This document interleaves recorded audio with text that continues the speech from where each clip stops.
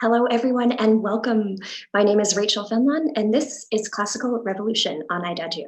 For those of you joining for the first time today, I'm a classical singer and pianist myself, living in Berlin, Germany, and this series is exploring with weekly guests what risk-taking is in classical music and talking about boundary pushing and the importance of thinking outside the box in the classical music industry. And I'm really thrilled and honored to have today's guest here. He is the current General Director of the Canadian Opera Company, the Artistic Director of Santa Fe Opera, and the newly appointed General Director of National Opéra de Paris for the 2021-2022 season. So one of the most prominent figures right now in opera. Really thrilled that he can join us today. He has a unique background in coming from education in Latin and modern history, and also a wonderful passion for music. A kind of fun side story, something I've loved in quarantine is following him on Instagram and seeing these daily quarantine song challenge posts, which are just super fun, with music featuring recordings, everything from Monteverdi operas to jazz to Mahler. So please welcome Alexander Neef. Hi, Alexander. Hi, how are you? I'm well, how are you? Thank you for being here. Thank you. Oh, pleasure. Thanks for having me. So it's so nice to have you here. Alexander, I like to begin every episode asking my guests what their introduction to music was and what their first interactions with music were.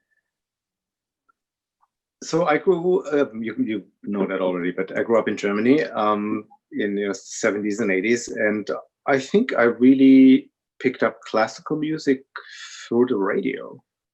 Good old public radio, yeah, in those days when there was still like classical music channels, and there was no classical music in my home. Like my parents would listen to music, we would sing a lot, but it was more like the popular mainstream stuff, and classical music was really just happening through the radio. My grandfather owned one. This was the days of music cassettes. You're probably too young for that. You're too young for music cassettes. No. Anyway, so or tapes, as we called it. So my grandfather owned one tape of Mozart overtures, which nobody knew where he got it from. He never listened to it, but I did. And that was probably, so at some point he just gave it to me. He said, I'm never listening to this, and you listen to it all the time, you come to visit. And I think that was probably my first self-owned record, if you want, tape. Yeah. And then I started taping a lot from the radio. Every summer taped this stuff from Bayreuth and Salzburg, and even taped just whatever regular programming and kept that to listen to it again. And it was a very nice introduction to classical music because nobody made me do it and nobody made me like it.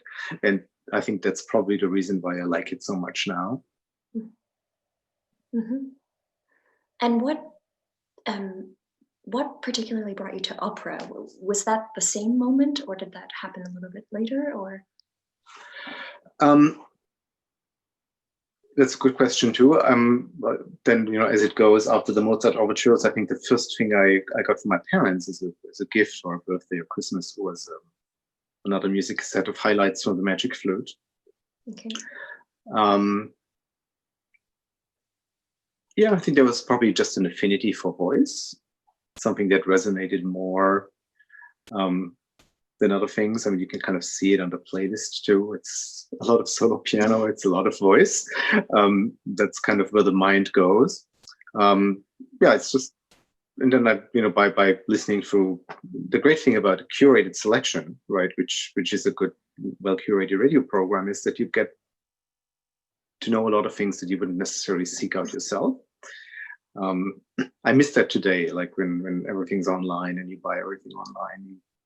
Going into a store, and for me that's more with books than with records, but to going in a store that has a curated selection that informs your own building of taste, I think that's really so incredibly important. And so I felt like I was in this kind of candy store, and the candy store opera and classical music, and I could just try whatever I liked, and then you follow your taste. And I think one of the when the CD came up, the first CD I bought was a complete recording of Rosenkavalier, and I was like, "Ooh, what is that?" Right? I think we have all our Strauss and non-Strauss phases, but sure. So you try these building blocks over time, and you don't necessarily connect it all, but it kind of starts connecting itself. Mm-hmm. Yeah, absolutely. And yeah, it is interesting to think about how that curation has changed, especially entering the digital era, and particularly with classical music. Although I'm sure you could say that of other genres as well. Well, I think it's in everything. Yeah. Yeah. I'm interested. You're in such a unique position, being in important roles in several companies now, and being so immersed in the world of opera. I'm going to ask you a broad question, and what do you feel the role of opera is in society right now? It's a really big question. I know. I think it's always very difficult to kind of manage the tension between what we are and what we want to be. Mm-hmm. Right? That's one tension. The other tension is maybe the aspirational versus reality of economics. Yeah. Right? The most challenging thing about opera for me is that it's a lot about organization and practicalities, Mm-hmm. right? It's a lot when you program a season, nobody plans the ideal season that that has no limits, right? It's just there's limits of money, limits of artist availability. There's all kinds of limits, right? Limits of what your theater can handle. So you're always in this, in a good way. It's just a reality check, right? We don't. I spoke about the candy store before. It's not a candy store.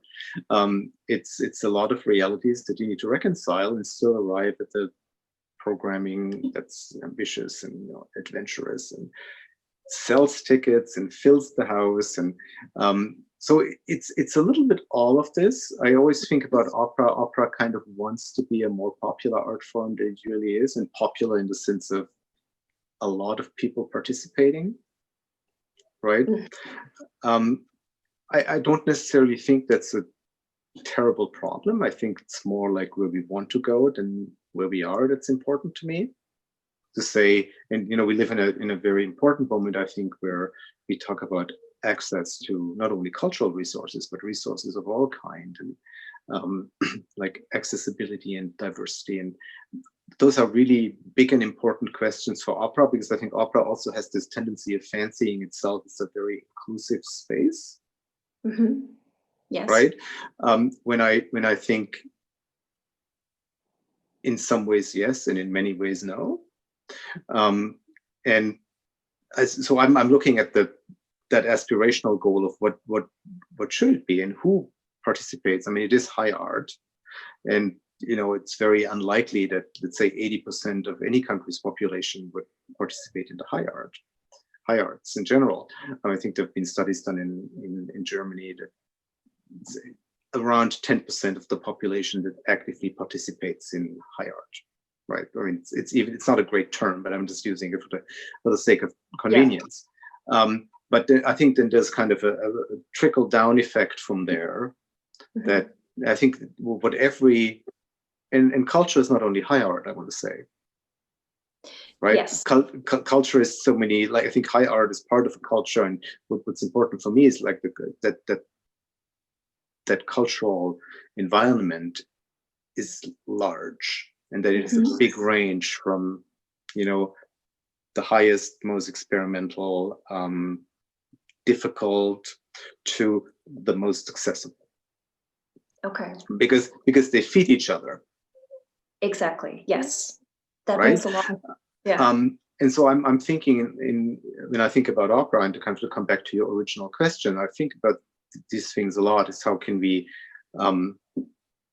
be part of a larger environment that we don't necessarily own, but that we are inspired by, and that we then inspire in return. And that can be a positive and a negative dynamic. You know, there's like, when I'm more like part of what people would call like big opera, institutionalized opera. There's other forms of opera. And you know, I think there's a tension, but it's a good tension because it challenges both sides to not just rest on our laurels. There's limits and limitations and opportunities in both sides. And I very much like to think about what we do in this like ecosystem or environment way. And try to be like informed about what my environment is, and then find my place or the place of my organization. That's interesting. So it's as if that there's not this message that opera is working to convey, but rather there's that you're part of maybe a message that's always, or not a message, but the ecosystem is a great term. Yes, and then you kind of figure out what I think it's really important to figure out what you do better than other people. And not in terms of what your company does better than other companies, but also what art form does better than other art forms, or does differently than other art forms. And for me, the big fascination of opera is what it's mostly unamplified voice, what that unamplified voice can do in a space, and how that reaches an audience, and the emotional reaction that can come from that. And then you support it with, you know, great orchestral playing, with the great production. Like it's a very multifaceted art form. It's not only someone singing in a space. It needs a lot of other things to be successful. But I think it can create, when it's successful, with someone in the audience. And you know, there's no such thing like the audience. I always say my theater in Toronto is 2,000 seats. There's 2,000 audiences every night, right? So trying to please every single one of them is going to be not only hard, it's impossible. I think what's more important is that we make a statement, a strong artistic statement that people then can relate to, or they can even reject it. But I say our biggest enemy is indifference. Yes. Right? If we are too timid or whatever, and we don't manage to get to people, you know, ideally in a good way, but sometimes also in a bad way, right? I think that's what opera does better than most art forms. It's like this emotional pressure cooker. Yes. Yeah. Right? It has to do with, first of all, that it has a certain duration. Right? Usually you sit there for around an hour before you can get out again into intermission. So, and I think it kind of feeds the love or the disappointment, right? I think a lot of people who like opera, they have this relationship that you have with a lover. Like it's a lot about confirmation or betrayal. And it has this whole emotional range, and you go to a show that you hate, you feel betrayed by the art form that you love, right? Or by the people who do this for you. And if you love it, you feel like that all the previous love comes back to you. And I think what's really so wonderful about opera as an art form, I think when it causes this very strong emotional reaction at like first contact sometimes to people. Like I will never forget my first opera, which was now about 30 years ago or so. My first live performance of an opera is Fidelio, and I can see elements of that show in my mind, and I know that I left that. I remember very distinctly that I left this opera house, and I thought I can never be without this again. Yes. And then it becomes addictive in a wonderful way, and I think once people have had that experience with opera, they will come back to it because they will look for that same kind of strong emotion. And it's something that you can get out of very, very few other, but if you're receptive to it, it really can give you something that is very nourishing. Yes. And I mean, I just circling back, something that kind of caught my ear was this thought of identity as an opera company, and that you're finding that thing that is the strong, impactful thing, that whatever that is for you. And does it take time to build that? I mean, in your position, does that take time to build yourself with the company and knowing your company and the limitations, and what's that journey like? Well, I think that my job is a lot about observing and listening, and about, making decisions in what I call a best advice scenario from the people that you have around you. Okay. So in the end, I have to make a lot of decisions, but I only can and want to make them if I've been fed the good information, right? And that has to do with the people that you surround yourself with, and how you empower them to speak their mind, right? One of the most recurring problems in my position in my job is that people want to do what they think I like or what makes me happy, right? But it's really completely besides the point, because I'm also, in the end, I'm only just one person in the audience. Exactly. I had a conversation with the director a couple of hours before this call. And I said to him, my job is actually, your job is not to make me happy. Your job is to make me understand what you want to do with your project, so that I can stand up for it. Right? I think that's my job as the director of a theater, is to say, we're doing this. Well, we have made the choice to do a piece a certain way, and this is why we're doing it that way. And we stand by it. Meeting someone on their vision, and then in that sense also creating a company full of people with visions.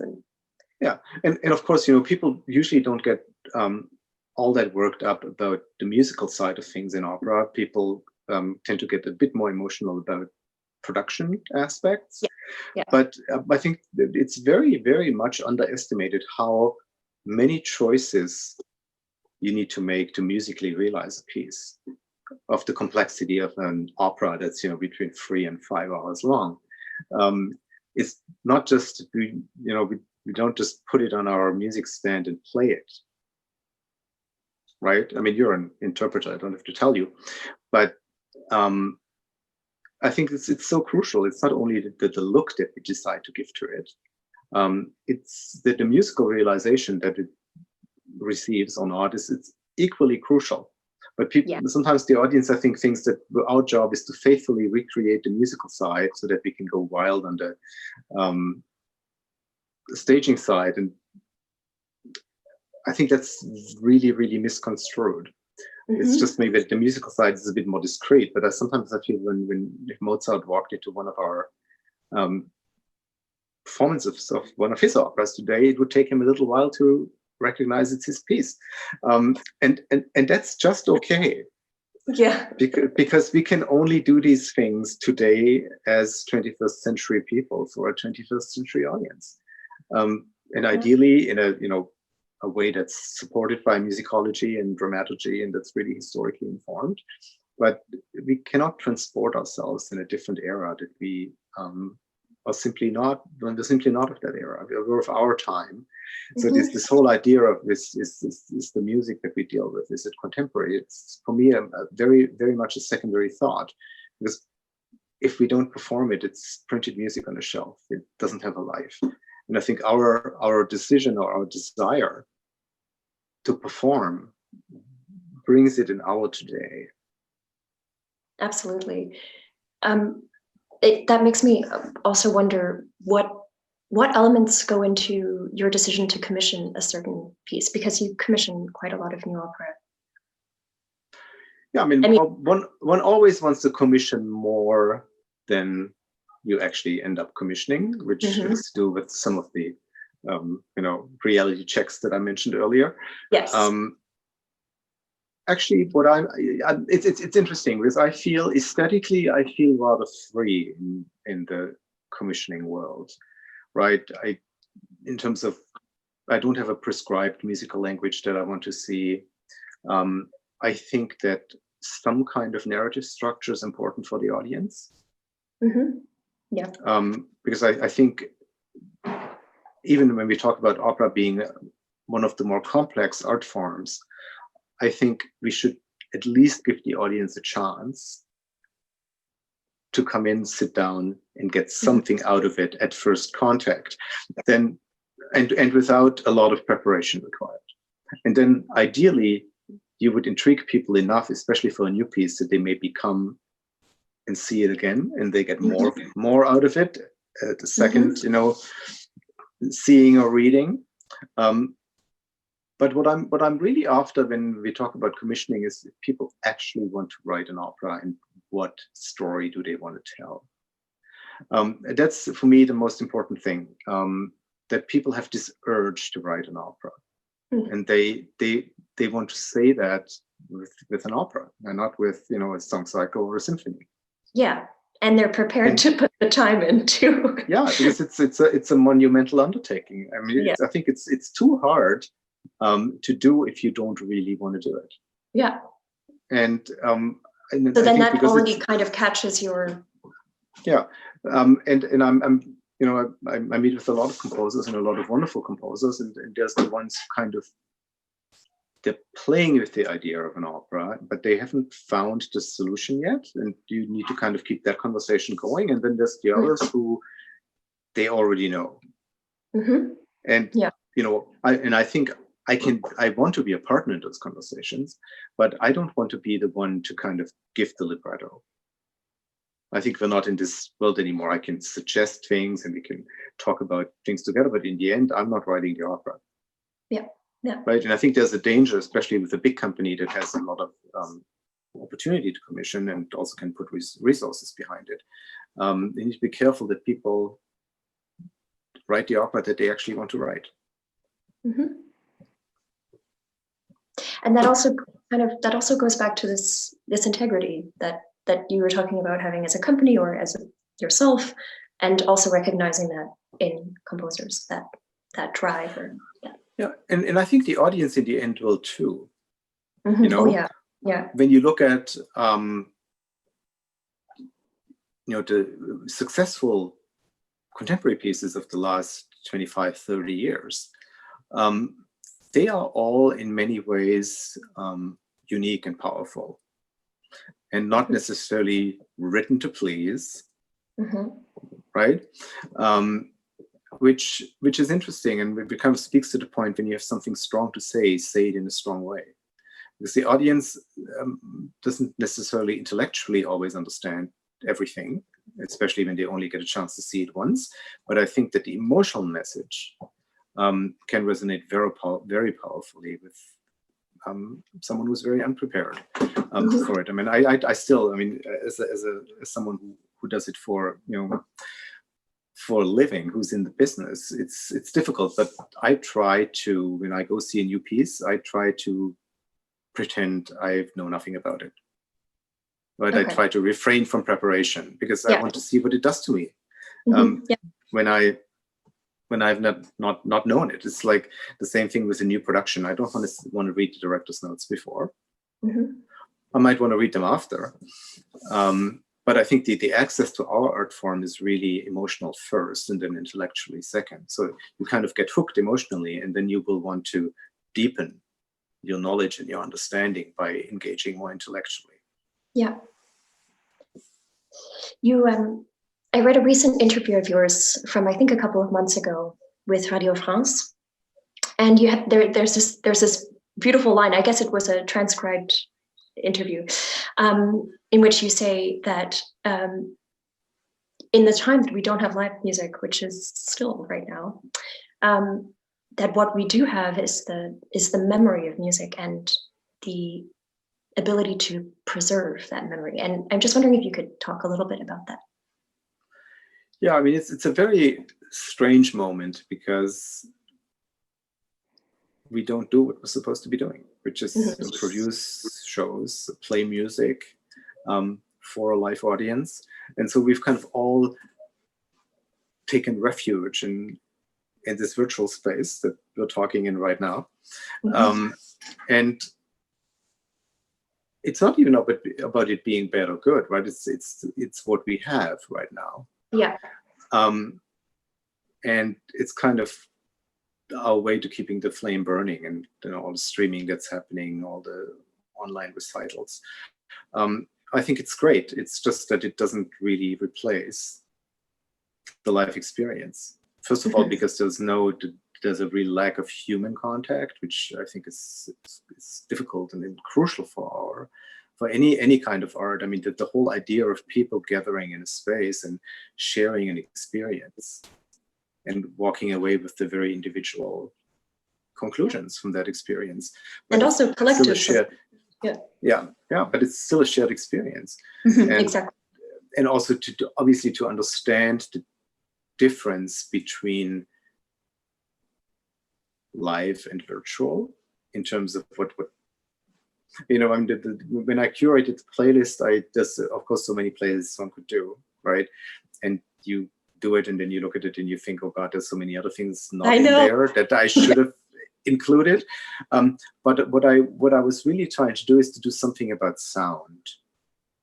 And it has a little bit to do with that memory, that we kind of remember what someone kind of striking a chord and then not a lot happening, but that chord just traveling, and how beautiful that can be, and how beautiful that can be in a beautifully recorded album, but how even more beautiful it is when it happens with you in the same space, because there's more than just the listening, right? It's a much more total physical experience. Yep.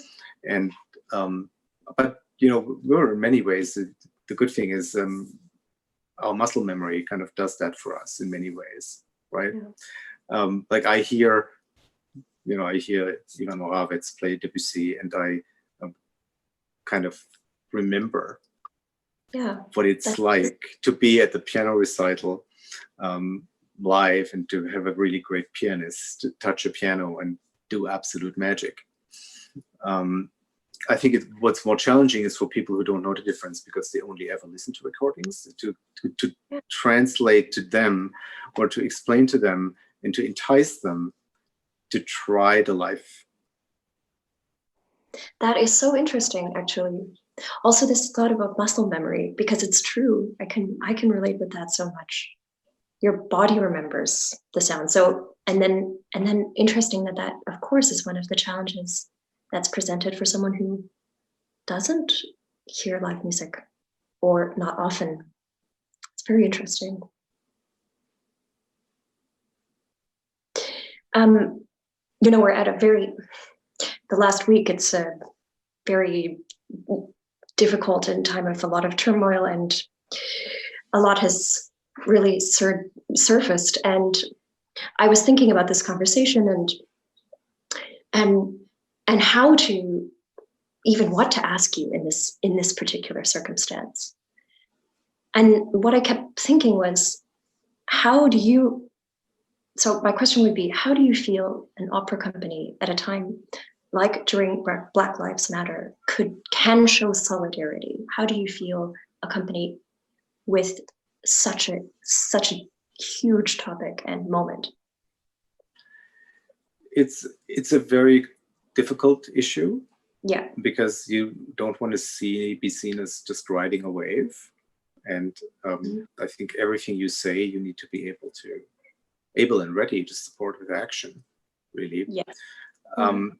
And in the end, I think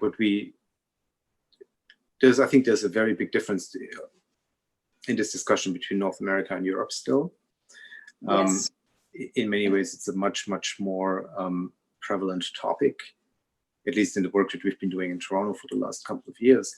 The whole aspect of equality, diversity, and inclusion is really becoming more and more central. And then you discover, when you run a company that does opera in that context, and opera becomes a minefield.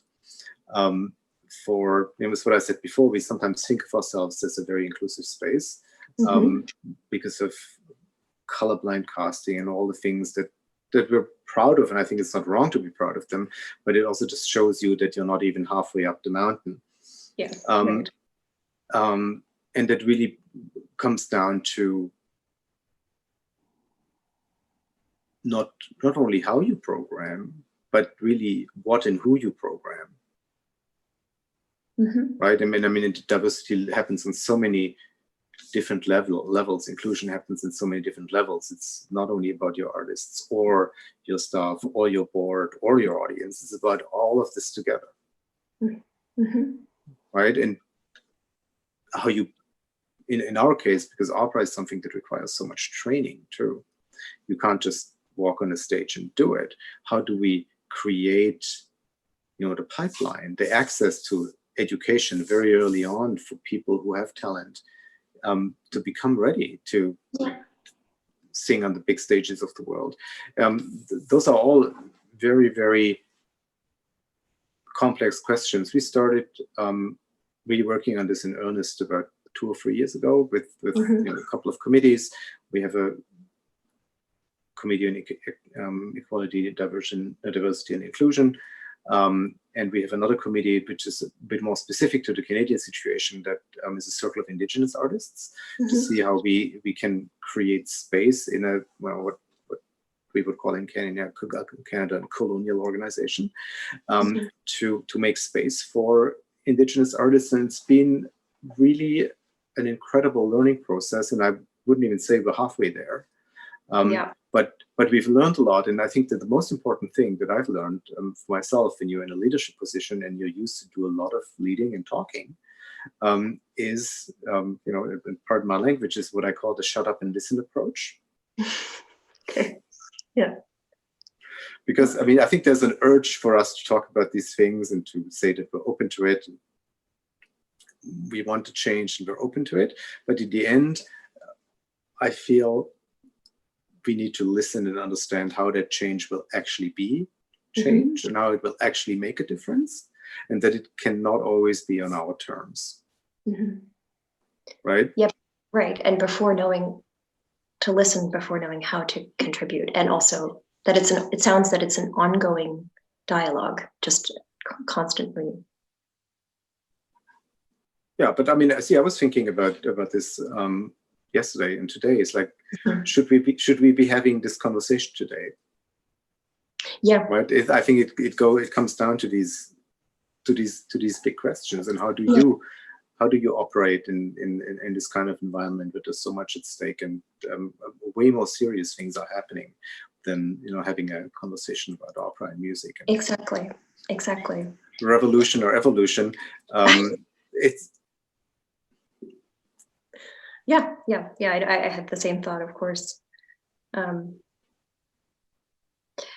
So we just, it's interesting to hear your side of that, and that it's a process. It's also a process, I want to say, and that's important to me. It's not something that really should happen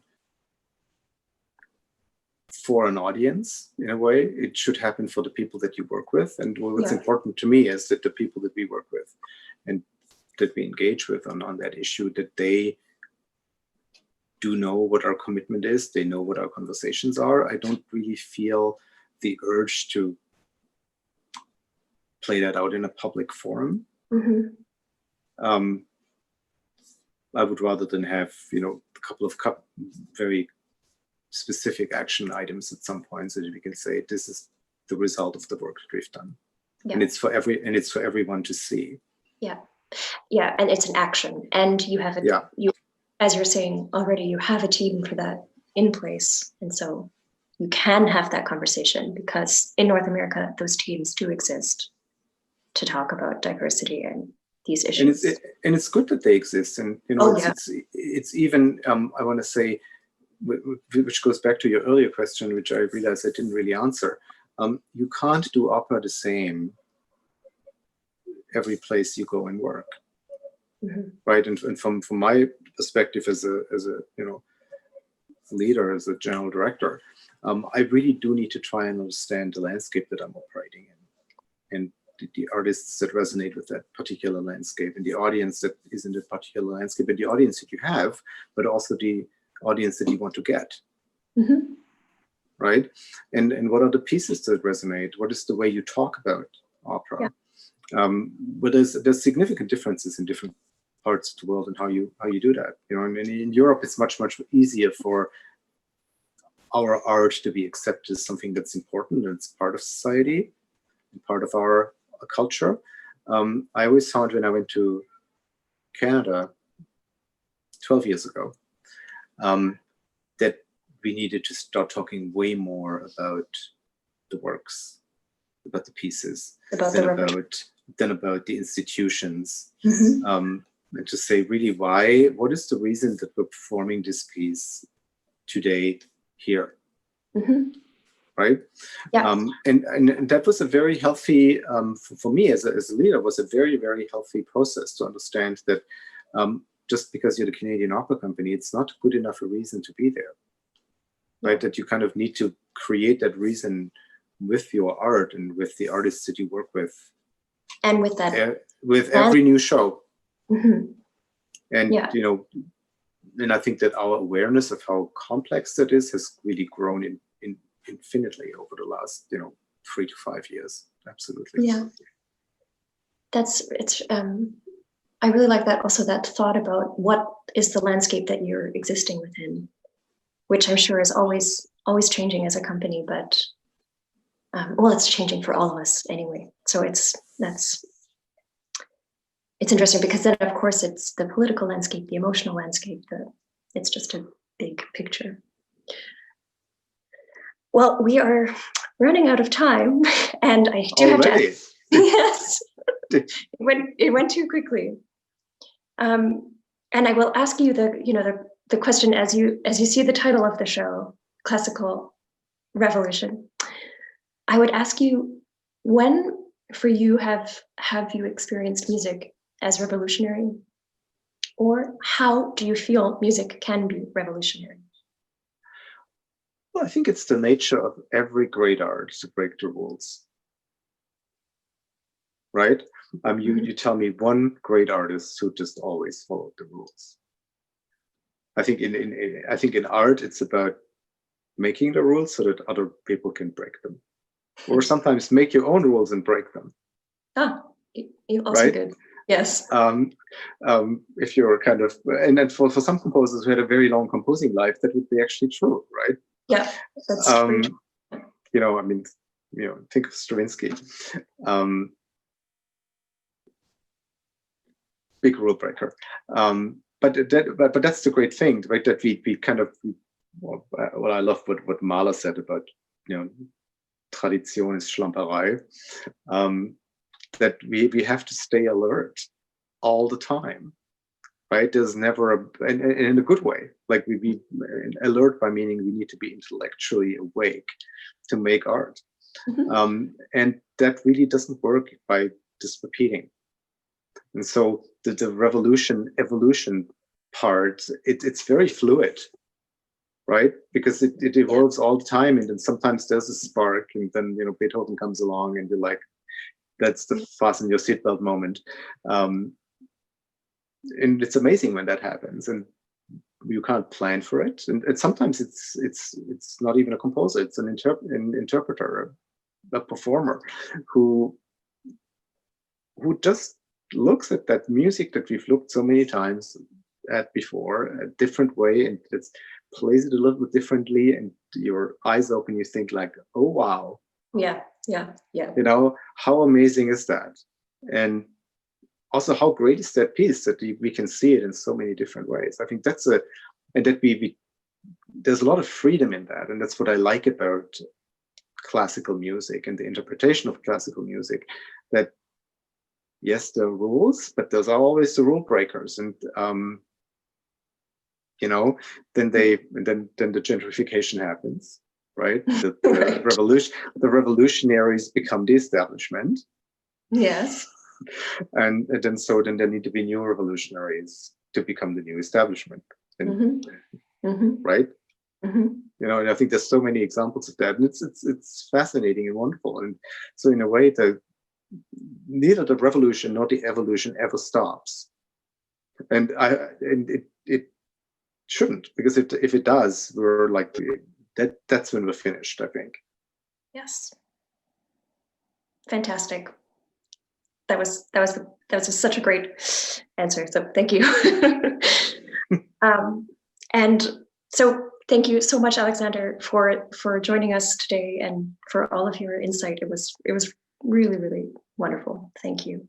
My pleasure. And to everyone who tuned in, make sure that you check out Alexander's playlist, which is it's underneath the episode today, which it's quite a wonderful selection of music, and it's available anytime. So thank you, everyone, and see you next Wednesday.